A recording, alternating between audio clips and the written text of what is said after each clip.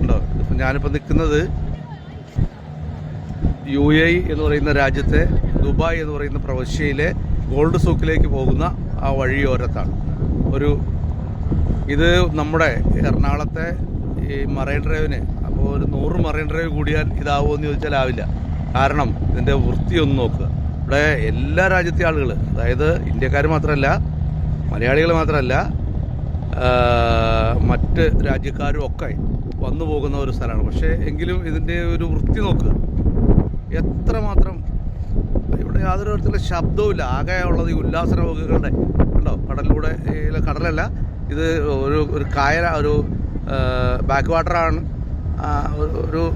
ഏതാണ്ട് ഒരു കനാലിന് തുല്യമാണിത്, ഒരു വലിയ കനാലിന് തുല്യമാണ്. ഇതിലൂടെ ഈ ഉല്ലാസ നൗകകൾ ഇങ്ങനെ വരുന്നുണ്ട്. അതിൻ്റെ ഒരു ശബ്ദം അല്ലാതെ, അതുപോലെ തന്നെ ആകാശത്ത് വട്ടമിട്ട് പറക്കുന്ന അസംഖ്യം ഈ സീഗൾസ് ഉണ്ട്. അവരെ ഇടയ്ക്കുണ്ടാക്കുന്ന ഈ ഒച്ചയും അല്ലാതെ മറ്റൊരു തരത്തിലുള്ള ശല്യവുമില്ല എന്നുള്ളതാണ്.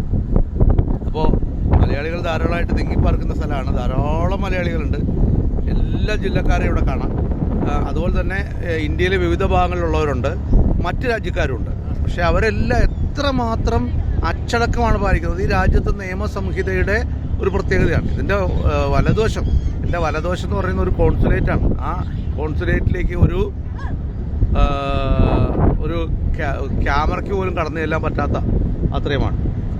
അപ്പോൾ എന്തുമാത്രം വൃത്തിയോടു കൂടിയാണ്, അതുപോലെ തന്നെ എന്തുമാത്രം സൂക്ഷ്മമായിട്ടാണ് അതെല്ലാം നിർമ്മിച്ച് പരിപാലിച്ചു പോരുന്നതെന്ന് നോക്കുക. അപ്പോൾ ഈ നമ്മുടെ നാട്ടിലും ഇതൊക്കെ സാധ്യമാവും. അപ്പോൾ അതിനൊക്കെ വിലങ്ങുതടി, ഇങ്ങനെ ഒന്നും ചെയ്യാൻ പറ്റാത്തതിന് കാരണം എന്താണെന്ന് എനിക്കറിയില്ല.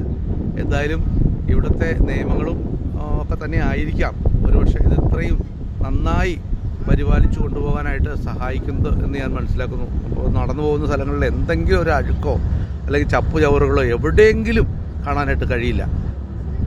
അപ്പോൾ ഇതുവരെ ഞാൻ അതാണ് നോക്കിക്കൊണ്ട് നടന്നത്. ഒരു അല്പം വെള്ളം കിടക്കുന്ന സ്ഥലം പോലും ഇല്ല. ഒരു കുപ്പി, ഒഴിഞ്ഞ കുപ്പിയോ. കാരണം നമ്മുടെ നാട്ടിൽ ചെന്ന് കഴിഞ്ഞാൽ തുപ്പിയതും അതുപോലെ തന്നെ വെള്ളം ഇങ്ങനെ വീണ് കിടക്കുന്നതും നടക്കാൻ പറ്റാത്ത അവസ്ഥയും സ്മെല്ലും ഒക്കെയാണ്. അപ്പോൾ ഇവിടെ നോക്കുക, ഇവിടെ അങ്ങനെ ഒന്നുമില്ല.